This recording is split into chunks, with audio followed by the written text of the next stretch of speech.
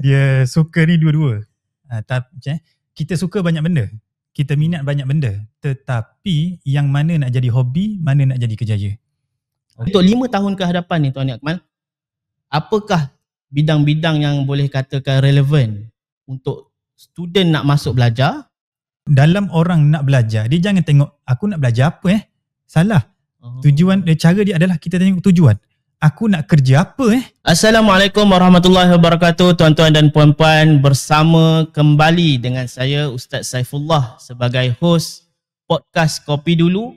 Jadi alhamdulillah, untuk segmen kita yang terbaru ini, kita bawakan segmen yang baru. Kita akan membawa segmen Kerjaya. Kopi Dulu Podcast, insyaAllah kita akan mengenengahkan tentang isu-isu semasa. Kita akan bawakan guest-guest yang relevan dengan tajuk-tajuk yang kita nak kupaskan dengan perbualan secara santai untuk makluman ataupun untuk hiburan tuan-tuan dan puan-puan. Sekarang ni hiburan tuan-tuan dan puan-puan. Kita pun tak panggil dah entertainment, kita tak panggil education, kita gabungkan menjadi edutainment.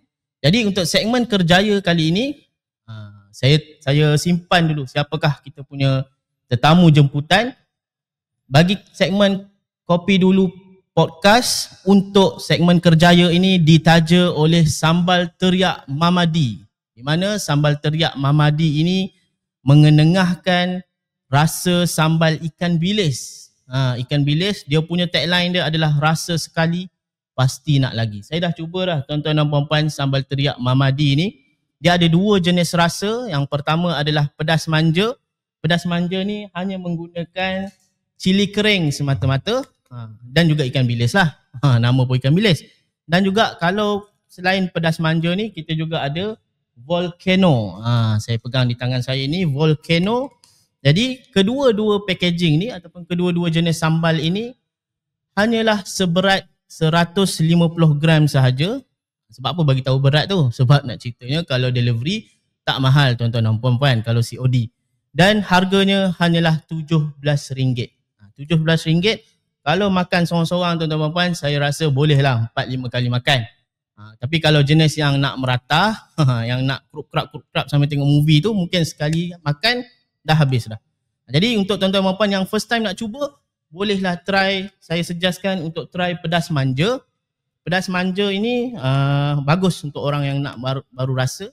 Tapi kalau yang sebabnya juga adalah best seller untuk Sambal Teriak Mamadi. Dan kalau untuk mereka yang nak rasa sedikit pedas, boleh try pedas volcano kita. Apa kelebihan Sambal Teriak Mamadi ini? Sangat-sangat mudah dibawa.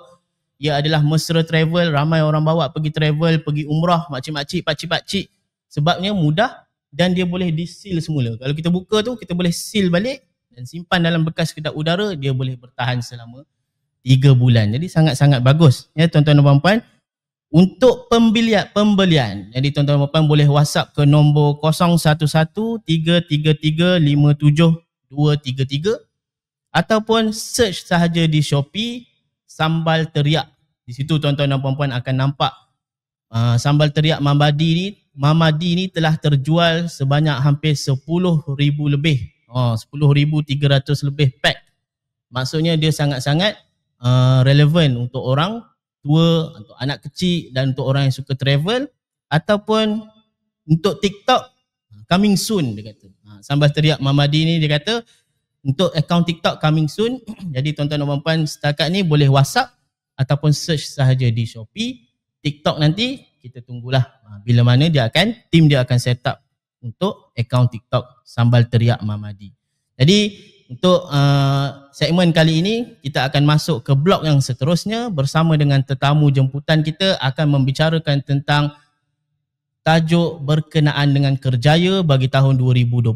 Jadi kalau tuan-tuan dan puan-puan nak tahu lebih lanjut apakah perbualan kita untuk topik yang pertama ini, tunggu sebentar, kita akan berehat sebentar lagi.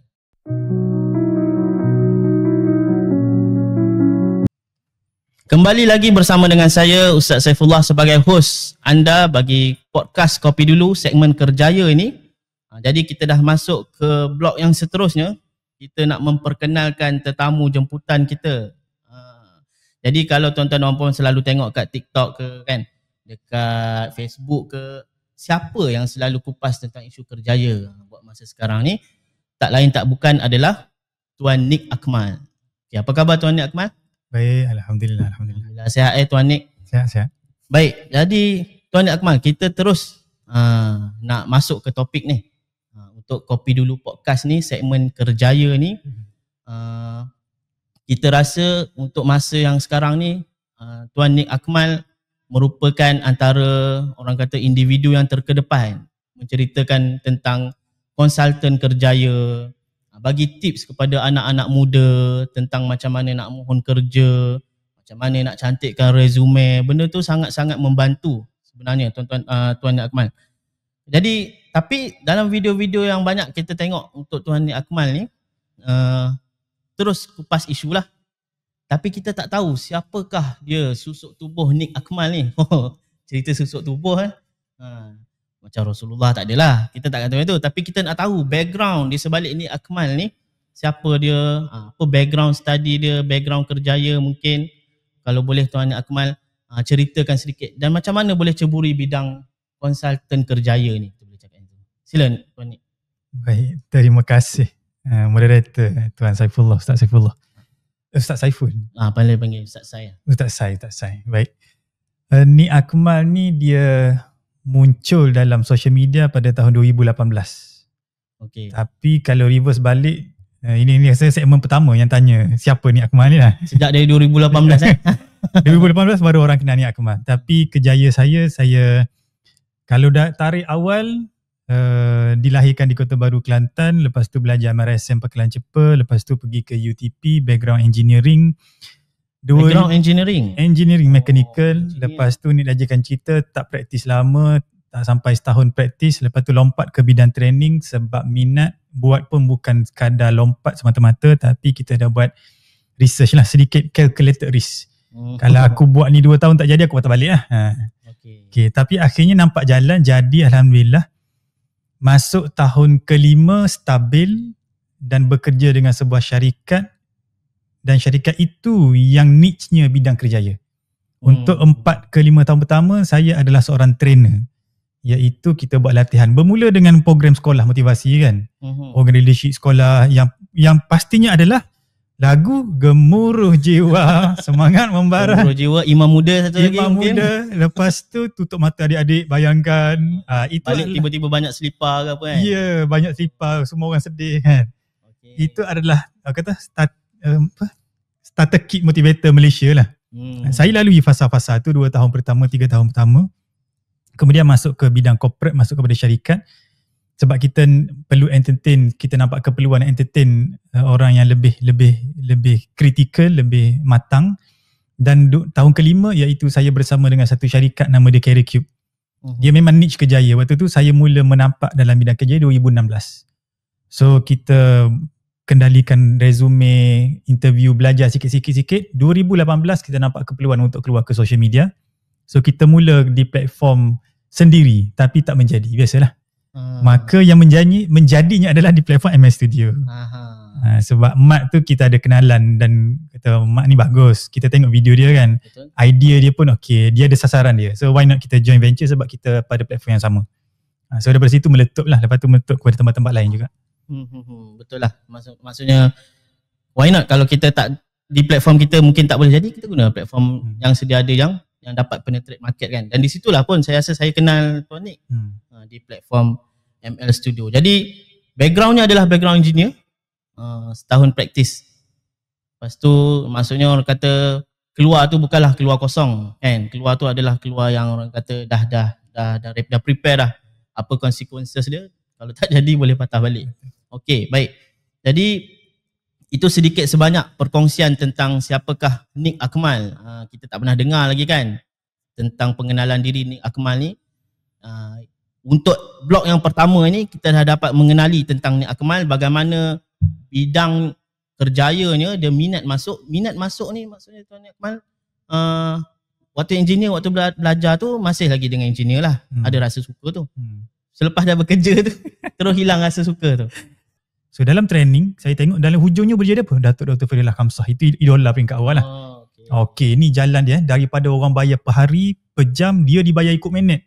Macam gila betul ni, mind blown. Okay, kewangan ada, jalan cara hidup pun stabil, jalan ini menyebabkan aku jadi orang lebih baik.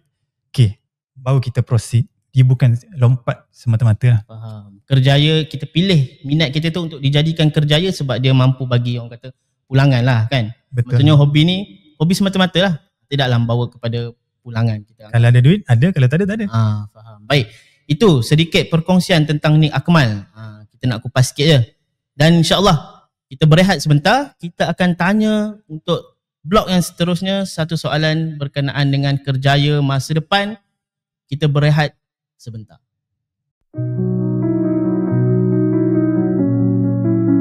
Baik, kembali lagi bersama dengan saya Ustaz Sai dalam podcast Kopi Dulu segmen kerjaya. Jadi sebelum ni kita dah sedikit mengenali diri speaker kita, jemputan kita hari ni, iaitu Tuan Nik Akmal, background studinya, background pekerjaannya dan bagaimana muncul minatnya dalam bidang konsultan kerjaya. Baik Tuan Nik, saya nak masuk terus ke soalan berkenaan dengan podcast kita ni. Okay.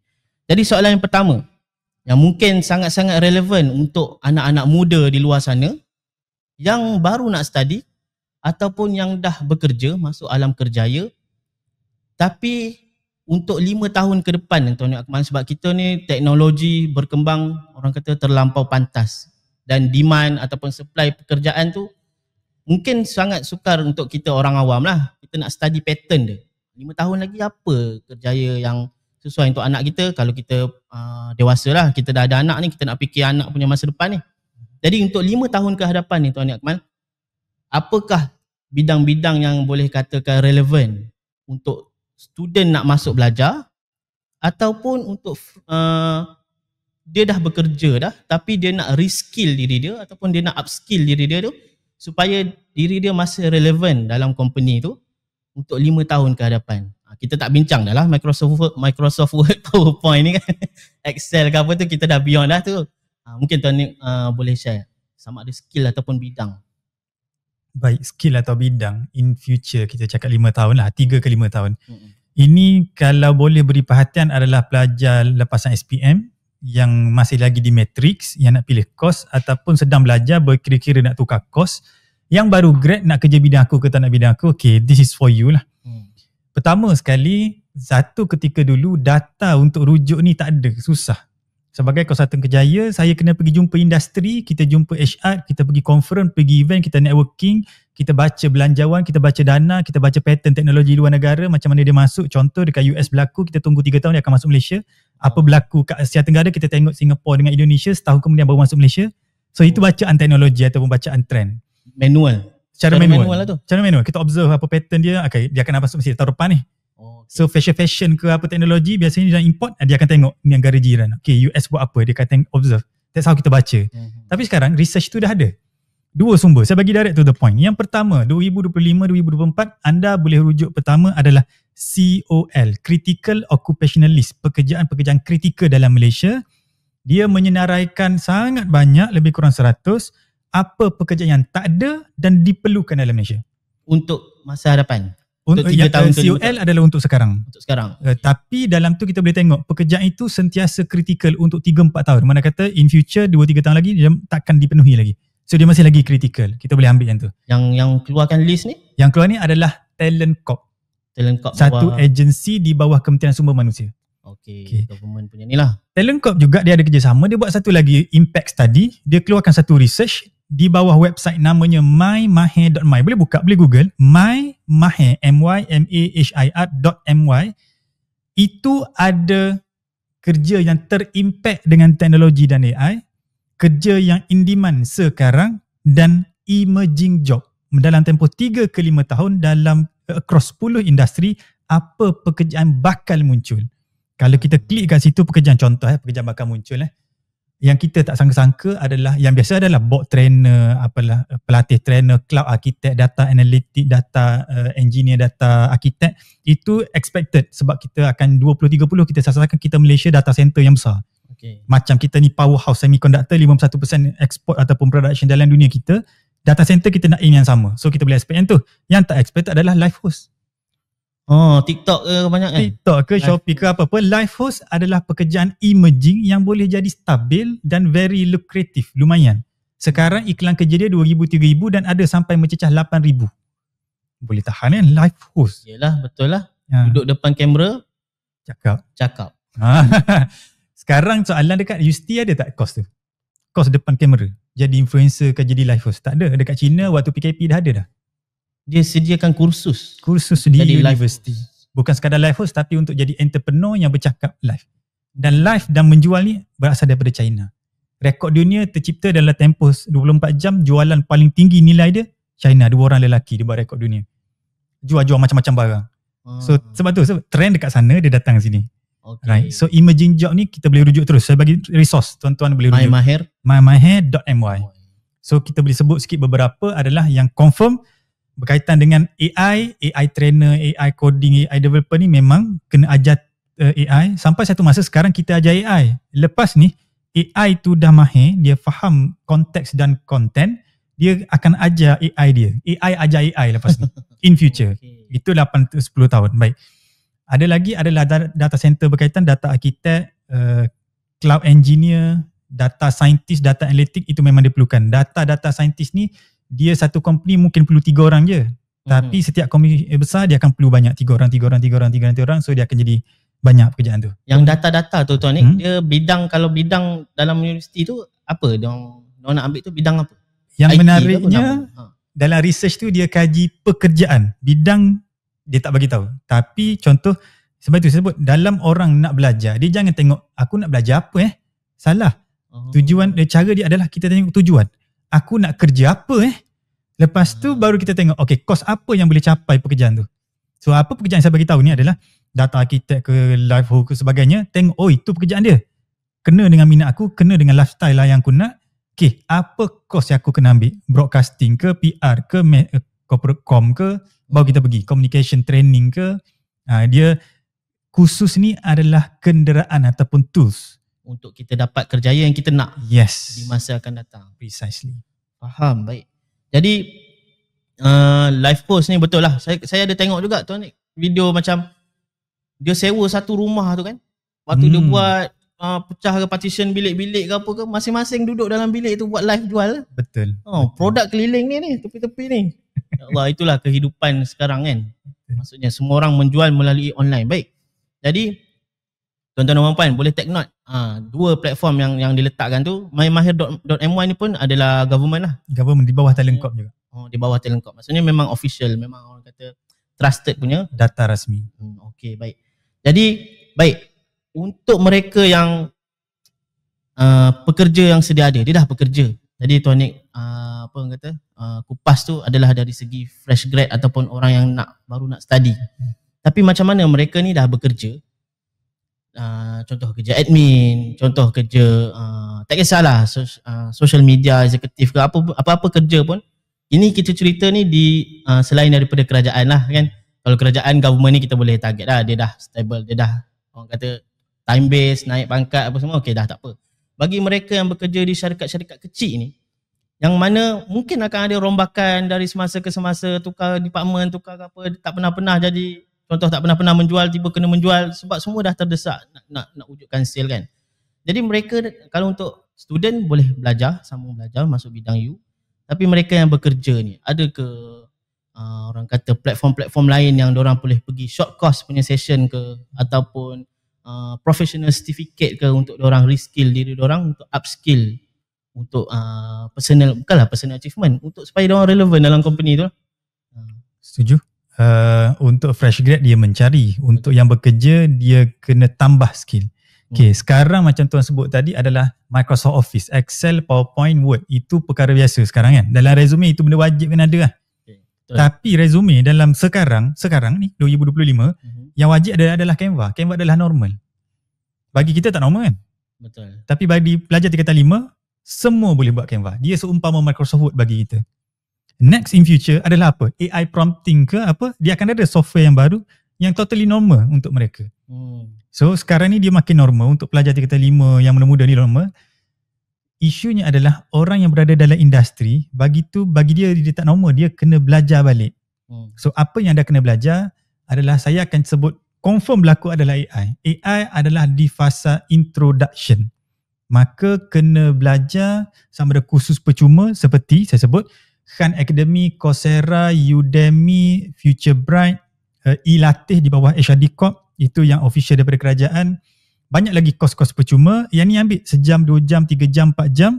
Ambil, at least kita ada basic knowledge, kita boleh practice. Online percuma. Online percuma. Semua ni saya sebut percuma, online free, ada sijil yang percuma lah. Ada dia tu kalau nak sijil kena bayar, dapat belajar saja. But at least you got the knowledge. Bila dapat knowledge, macam tu kita practice. Sebab AI diaplikasikan dalam semua benda, almost everything. Contoh, bidang kreatif, saya ambil video editor lah kot, senang. Apakah benda yang senang tapi paling leceh? Iaitu subtitle tu. Okay, betul. Dia senang tapi makan masa. Kalau dulu type manual lah kan? Manual. Dulu kan? Tengok, masuk. Betul kena scene. Setiap scene keluar, next scene. Penat. Sekarang AI boleh buat dengan ketepatan 90%. Rasa-rasa kerja tu 2 hari baru siap. Sekarang AI ada, boleh siap. Dah ada siap, kita edit cantik je.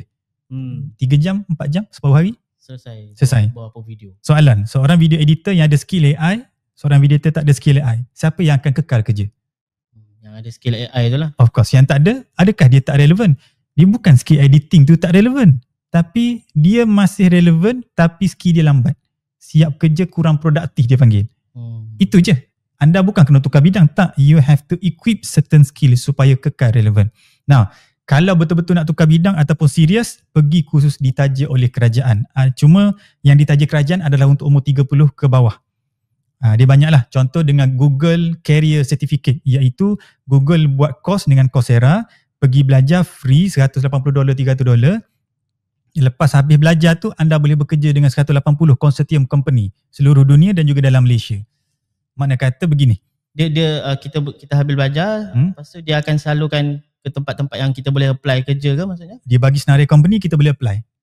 Dan untuk belajar course career Google Career Certificate tu, tak ada degree, tak ada apa pun, anda layak bekerja. Hanya dengan Google Career Certificate. Itu very disruptive lah. Sangat bahaya. Tapi Google dah buat dah. Benda dah ada. Dalam banyak platform juga, saya ambil Asia Academy, nama sekarang Outclass. Dia ada kursus certification 5 hari. Anda belajar, anda boleh pergi jadi data analytic, digital marketer dan sebagainya. Cuma yang tu kena bayar. Ada yang ditaja, ada yang kena bayar. So kalau nak senang, cari yang ditaja lah. Kalau untuk pelajar lagi senang. Pelajar tolong dengar yang ni. Pergi cari pusat kerjaya universiti masing-masing. Sebab kalau dana turun, pusat kerjaya yang pegang. Pusat kerjaya kalau bahasa Inggeris tu? Career Center. Okay, Career Center dalam setiap universiti ada? Pasti. So sangat-sangat penting untuk pelajar-pelajar yang menonton ni untuk ambil tahu tentang info-info ni. Banyak ni yang disebutkan tadi, nanti kita akan pop up kan, jangan risau. Kalau tak dapat tangkap, kita akan pop up. Kita pun ada translator AI lah. Kita boleh buat subtitle insyaAllah, tak masalah. Okay, baik. Jadi sangat-sangat menarik. Dan insyaAllah AI ni kita akan bincang satu topik yang khas pula nanti. Tuan Nik Akmal, banyak tu info-info menarik tentang AI tu. Dan setakat ini sangat-sangat jelas dan sangat-sangat informatif untuk apa yang Tuan Nik Akmal ceritakan berkenaan dengan fresh grad ataupun yang baru nak study. Apakah bidang yang perlu tuan-tuan dan puan-puan ataupun makcik-pakcik tekankan kepada anak-anak. Tengok apa yang mereka nak kerja 5 tahun ke hadapan, kan? So, bila dah tahu apa yang mereka nak kerja tu, maka carilah bidang yang sesuai, yang mampu untuk melorongkan mereka lah. Bagi yang sedang bekerja, carilah skill AI yang kita tak boleh nak lari dah pun sekarang ni. Kalau dulu buat PowerPoint pun buat sendiri kan, Tuan Nik Akmal. Sekarang ni masukkan info je. Betul. Terus generate auto je kan. Betul. Sangat-sangat mudah lah AI ni.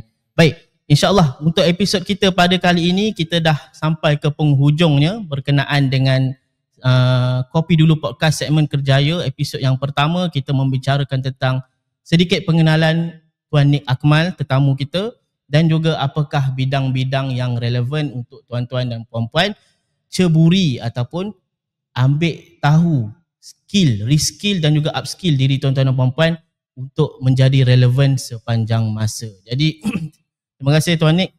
Kita dah sampai ke penghujung episod untuk Kopi Dulu Podcast segmen Kerjaya ini. InsyaAllah ada rezeki, kita akan sambung untuk episod yang seterusnya. InsyaAllah. Okay. Assalamualaikum.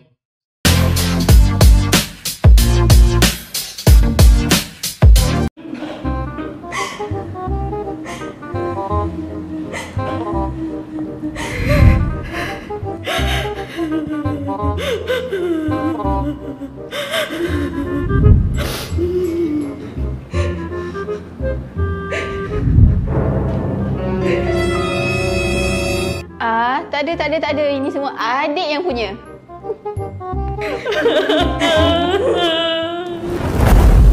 Sambal teriak. Sekali rasa, pasti teriak nak lagi.